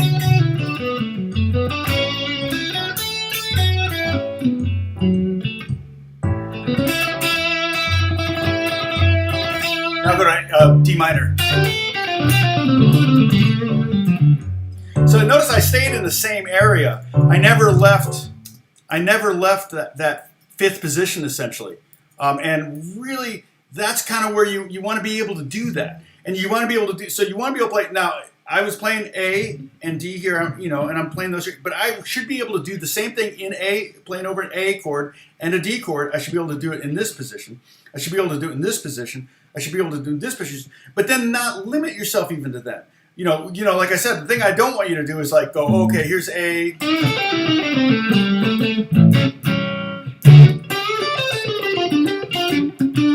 Where you just slide the same lick up, 5 frets and you play it in D. That's just as lame.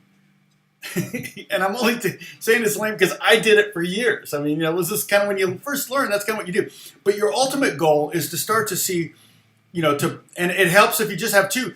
You want to do it over the blues, right? You want to do over the 1, 4, 5, right? That's fine. But now you're adding, that makes it 6 scales you want to do. Or if nothing else, 3 scales in one position. So if you did like if you're here, we could do the E minor pentatonic like I did, and then the A minor pentatonic, and then the B minor pentatonic, all in the same position.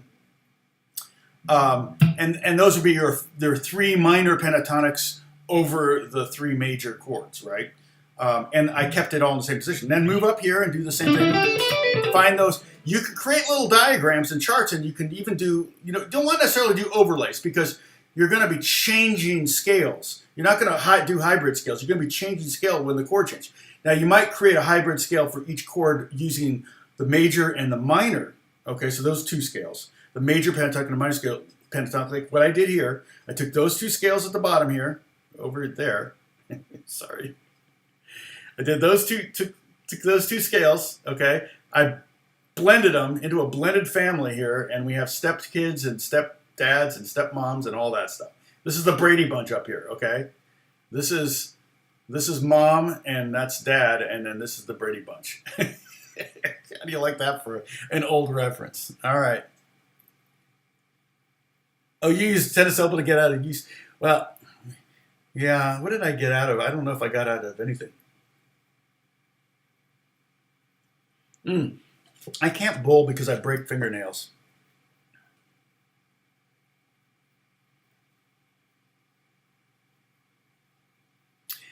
Yeah, and the great thing, Lena, I just think it's cool that you want to get an electric guitar and an amp. I just think that's cool. So, and imagine if you got kind of good at it. I mean, you don't have to be a shredder. See, I really, I mean, shredders are amazing. They make me want to sell all my guitars and seek counseling. Guys like Guthrie Govan or whatever. Oh, thank you, Derek. Australian money. What? I don't have to go to Australia to spend that though, right? So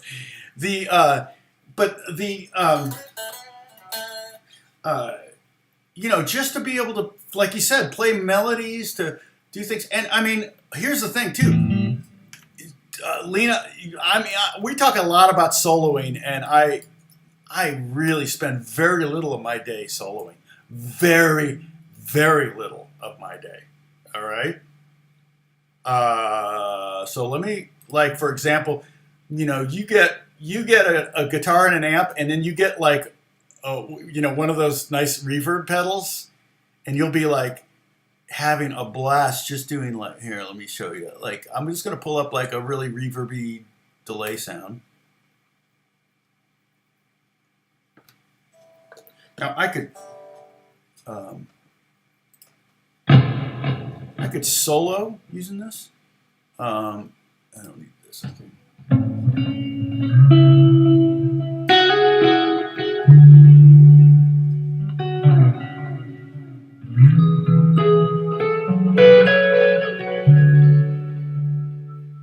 But I could noodle just sit around all day on the guitar just noodling, playing triads and trying to find little melodic pop ideas or something. I had one. I'm actually may even record it after we're done. I was working on something. It was like.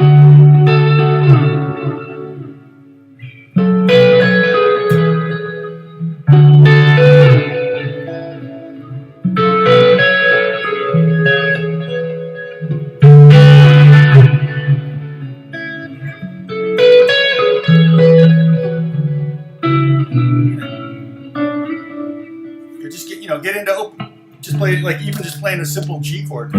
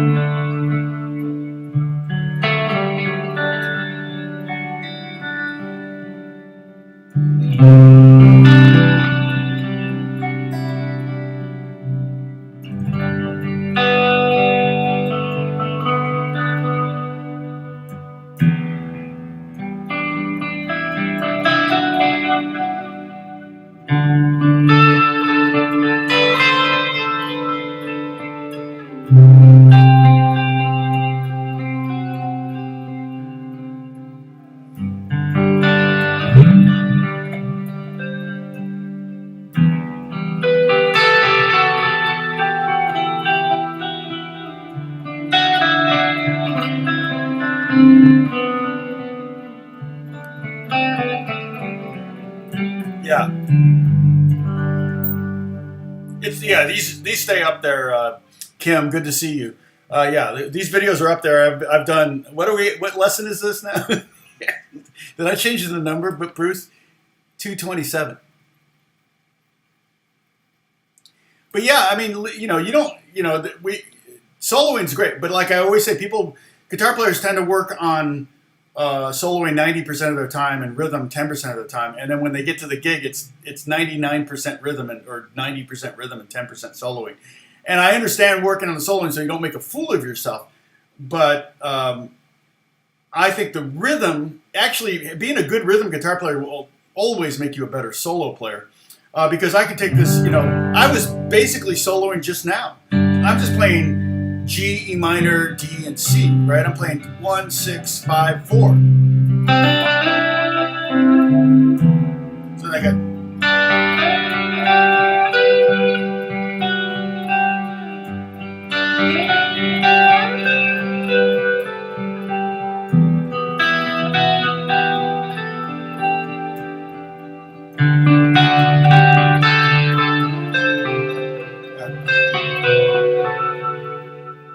And I'm just visualizing chord shapes up and down the neck, and I'm like, oh, but let's go to the 7th here. Let's go to the 6th.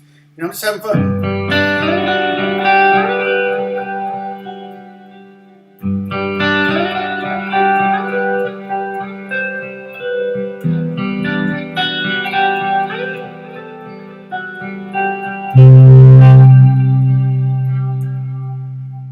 Okay, I love that. So, Kyle. Yeah, right. Sorry. Yeah, I've gone to a couple shows in my life where I've just come out of it going so ding dang discouraged, just going, oh. So yeah, we got the 50 likes there, and I think just in the last few minutes we got up to 42 viewers, so that's pretty good.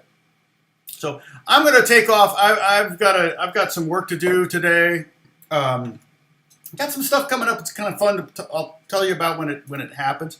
I worked on a new Marvel movie last week, but not your typical Marvel movie. I'll tell you more about that when it comes out. I've worked on what else did I work on? I did that was at the end of the week. At the beginning of the week, I worked on something. I did This is interesting. I'm working on a movie about SpaceX, and did a cover of a David Bowie song for this artist, and I won't say who the artist is yet. She's pretty well known. You might know who she is, but I don't know if she's locked in for it, so I don't want to go on record. So, to join the Discord, I posted the link up there, and you can join the Discord, and that one, and then you can this discussion about everything will continue, but Lena will probably be there. We're talking about they'll be talking about guitar amp for Lena, and electric guitar. And like I said, Lena, once you get going on this, it's like, okay, here's a cool reverb. I mean, Alex just got a really cool reverb the other day, pedal, but it was $400. Yeah, so you can spend a lot of money on just pedals. I never got too crazy. I did spend $500 on one pedal once. I think that's the most I've ever spent on a pedal that does one thing, and it was a Mutron biphase. And if I try to find one of those now, I remember it was the first thing I ever bought on eBay. And so that tells you how long ago it was. And if I were to try to find one now, oh my goodness, are you kidding? $3,500. I see. Here's one $3,600. Here's one $35. Here's one that's $3,150. Here's one that's a deal at $3,000. Can you believe that? That's just unfreaking believable. So, and it's two phase shifters in one. It was really designed for keyboard players who wanted to have like a clavinet with a phase shifter and a Rhodes with a phase shifter. What guitar players would do is they would feed it into itself, so you would have two phase shifters going on at once, and it would create this kind of chaotic thing. If you want to hear it, maybe when I need you, Leo Sayer. The guitar on that is played by Lee Ritenour, and he's the one that kind of, I always think of him being the one that really did that a lot. That's a Mutron biphase on that. He's doing that percolating guitar thing. I think Lee Ritenour also played on Strawberry Letter 22 by Brothers Johnson, and I think he also used it on that. In fact, it may be the.